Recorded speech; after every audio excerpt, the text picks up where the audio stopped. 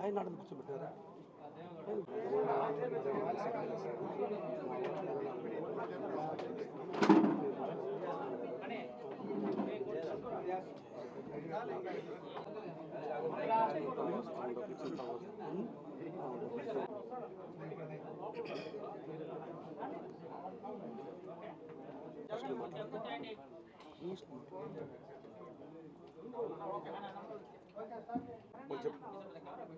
ఉంటా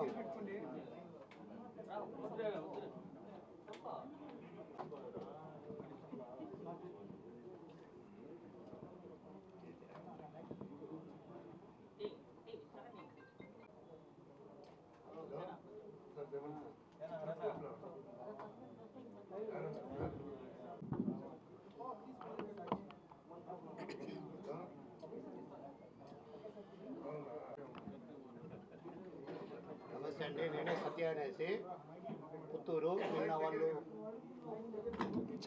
వాళ్ళు నిన్న ప్రెస్ మీట్లో ఫోటో ట్రోల్ చేసిందని నాదే. వాళ్ళ ఇంటికి పోయింది వాస్తవం నేనే.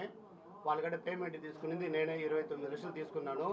కాకపోతే వాళ్ళు 70 లక్షలు 50 లక్షలు ఇచ్చినాను, 40 లక్షలు ఇచ్చినాను అని అందరి కాడ చెప్పుకున్నారు. నేను వాళ్ళని అడిగినాను, మీరు ఇచ్చింది ఎంత? 29 లక్షలు ఇచ్చినారు. దాంట్లో 13 లక్షలు నేను వాళ్ళకి ఇచ్చేసి ఉన్నాను. బ్యాలెన్స్ ఇవ్వాల్సింది 16 లక్షలే.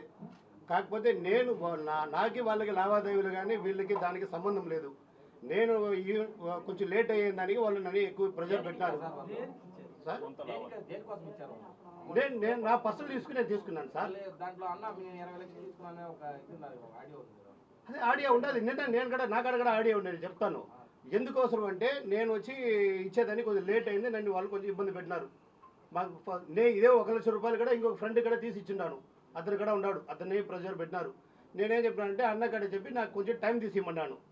టైం తీసి ఇచ్చినప్పుడు అన్న చెప్పినాడు, సరే నేను మాట్లాడి నేను టైం తీసి ఇస్తానని చెప్పినాడు. తిరిగి వీళ్ళకి 13 లక్షలు నేను చేర్చుండాను. ఇంకా 16 లక్షలు ఇవ్వాలా. దాన్ని వాళ్ళకి వైస్ చైర్మన్ పోస్ట్ ఇవ్వలేదనేసి దీన్ని దాంట్లో కలిపి వాళ్ళు మాట్లాడుతున్నారు. ఈ పేమెంట్కి వాళ్ళకి ఏ విధమైన సంబంధం లేదు. పేమెంట్ తీసుకునేది నేను, ఇవ్వాల్సింది నేను. దానికి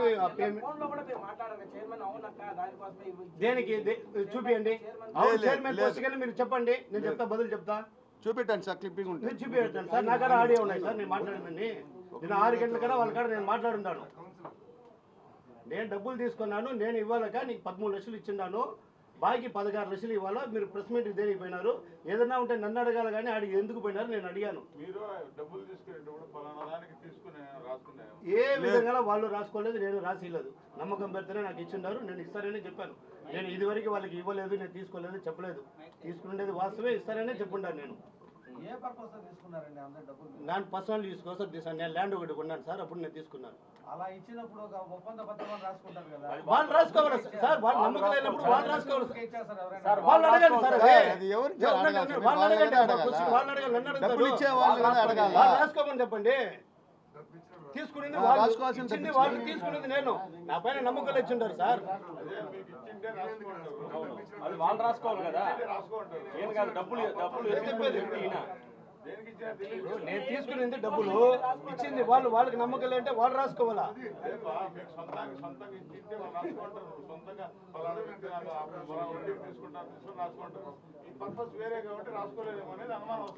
అంటే నా పర్సనల్ తీసుకే నేను తీసుకునేది సార్.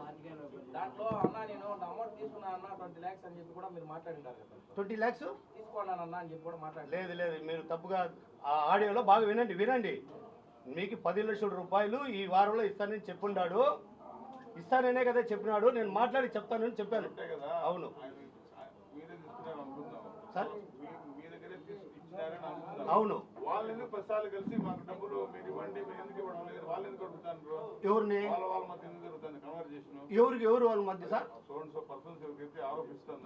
లేదు సార్, నేను వచ్చాను కదా. నేను 10 సార్లు అడిగాను, పట్టించుకోలేదు. 2 ఏళ్ళు నాగండి, 3 ఏళ్ళు నాగండి, ఇట్లా పోస్ట్ పోన్ చేసుకుంటూ వస్తారని అంటున్నారు కదా. అవును చెప్పారు కదా. అవును. మీ దగ్గర మీకు నిజంగా ఇష్యూ కోసం ఇచ్చి ఉంటే మిమ్మల్ని అడగాలి కానీ వాళ్ళు ఎందుకు అడుగుతారు? నన్నే అడుగుతున్నారు. నేను ఫోన్ ఎత్తేది లేదు సార్. 10 మాటలు చేస్తారు. నేను చెప్పినాను, అన్నకి చెప్పినాను. అన్న చెప్పినాడు, పిలిచి మాట్లాడాడు. వాళ్ళు ఇస్తాడు, ఇబ్బంది పడ్డదని చెప్పినాడు. తిరిగి వాళ్ళు నాకు ఫోన్ చేస్తూనే ఉంటారు, నేను ఆయనకి చెప్తానే ఉంటా, ఆయన చెప్తానే ఉంటాడు. మీరు ఏ వ్యాపారం చేస్తున్నారు సార్ నేను జనరేటర్ బిజినెస్ చేస్తున్నాను. Generator business. Income tax payer మీరు? సార్ ఇన్కమ్ ట్యాక్స్ పేయర్ మీరు? Paid sir. Income tax payer అంటే అవునవును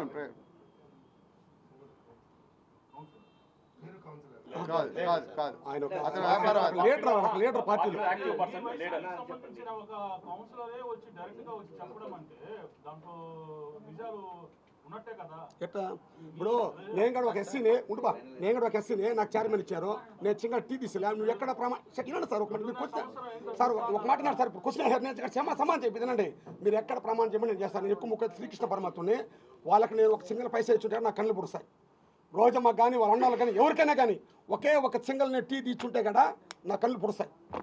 ఆయన ఏంటంటే యథార్థం, ఆయన డబ్బు తీసుకుని వాస్తవం. మేము కూడా పార్టీ కోసం పనిచేస్తాం. నేను కూడా ఎంపీటీసీలకు పనిచేసిన, సర్పంచ్లకు పనిచేసిన, అన్నింటి పని చేసిన. జడ్పీటీసీలకు కూడా 13 సర్పంచ్లు గెలిపించినాం. అయినా కానీ నాకు నా హార్డ్ వర్క్ చూసి నాకు మేడం గారు ఇచ్చారు. ఒక్క మాట చెప్పారు, అన్న ఎక్కడ చిన్న పొరపాటు జరగకూడదు, ఇంతవరకు లాక్కొచ్చావు దీనికోసం నువ్వు ఏమైనా పనులు డెవలప్మెంట్ పనుల కోసం చెయ్యి. ఇప్పుడు డెవలప్మెంట్ పనులలో చిల్డ్రన్స్ పార్క్కి 15 కోట్ల రూపాయల స్థలం, అది 50 లక్షల రూపాయలు శాంక్షన్ చేశారు. 1 కోటి 10 లక్షల రూపాయలు శాంక్షన్ కోటి పార్కు. ఈ విధంగా చెప్పుకుని పోతే ఎంతో 315 కోట్లు తెలుగంగ ప్రాజెక్టు నుంచి ఎస్ఎస్ ట్యాంక్ తెచ్చారు. అంటే ఇవన్నీ చేస్తున్నారు. నేను కానీ మేడం గారికి ఒక టీ తెచ్చుంటే కూడా నా కళ్ళు పూస్తాయి. ఎందుకంటే వైసీపీలో వ్యతిరేక వర్గం పురమాయించి పంపించా అంటారు. ఉంది, అది ఉంది. తెలుగుదేశం వాళ్ళు ఇద్దరు ఉన్నారు, తో పాటు తెలుగుదేశం వాళ్ళు ఉన్నారు. అభివృద్ధిని ఓర్వ లేకుండా ఈ తప్పుదోవ పట్టించి చేయడం వల్ల ఈ చైర్మన్ పదవి కోసం డబ్బులు ఇచ్చాననే వాళ్ళు 3 ఏళ్ళు అవుతుంది చైర్మన్ ఈయన అయ్యి. ఇంతవరకు దాని మీద ఏమీ దృష్టి పెట్టలేదు, ఎవరిని అడగలేదు కదా. అంటే 3 ఏళ్ళుగా కాబట్టి బురద చల్లాలనే ఉద్దేశంతో చెప్పండి ఫైనల్ సత్య. అదే సార్, ఇప్పుడు ఫైనల్ గా ఎలక్షన్ దగ్గర వస్తుంది కాబట్టి వాళ్ళకి టికెట్ ఇవ్వకూడదు అనేసి దీంట్లో కలిపి తప్పుగా ప్రచారం చేస్తున్నారు. వేరేం లేదు. ఇప్పుడు 3 ఏళ్ళు అయింది సార్, 3 ఏళ్ళు అడగని వాళ్ళు ఇప్పుడు దగ్గరలో రావాల్సిన అవసరం లేదు కదా. వాళ్ళకి చైర్మన్ ఇస్తారన్నారు, అప్పుడే అడిగి ఉండొచ్చు, అప్పుడే ప్రెస్ మీట్కి రావాలా. 2.5 సంవత్సరం అన్నారు, 2.5 సంవత్సరం ప్రెస్ మీట్కి వచ్చి ఉండొచ్చు. ఇప్పుడు ఎలక్షన్ ఇంకా 1 నెల ఉండేటప్పుడు 2 నెలలు ఉండేటప్పుడు రావాల్సిన అవసరం లేదు కదా. వైసీపీలో కొంతమంది అన్నారు కదా, ఎవరు? మాది పుత్తూరు మున్సిపాలిటీ. నేను ఎస్సీ కాలనీ 17వ వార్డులో నుంచి 23వ వార్డు ఓసీ జనరల్లో 58 ఓట్లతో నేను గెలిచాను. మేడం గారు అంటే ఆర్కే సెలమన్ గారు, ఆమె ప్రోత్సాహంతో నేను ఒక ఎస్సీ మాల కులంలో పుట్టిన వాడిని. అక్కడ ఓసీ జనరల్లో ఎమహేమీలు ఉన్నారు, నన్ను అక్కడ పెట్టి హరియన్న బాగా పనిచేసే నాయకుడు అక్కడ గెలవగలుగుతాడని ఒక సదుద్దేశంతో మేడం గారు నన్ను అక్కడ నిలబెట్టడం.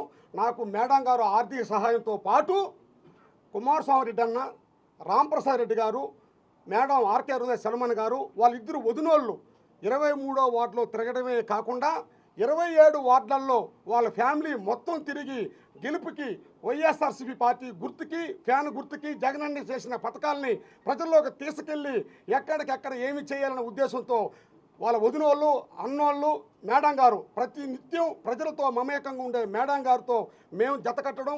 అక్కడ ప్రతి వార్డులోకి వెళ్ళి 27 వార్డులలో 22 వార్డులు గెలవడం అంటే ఆషామాషి అయిన పని కాదు.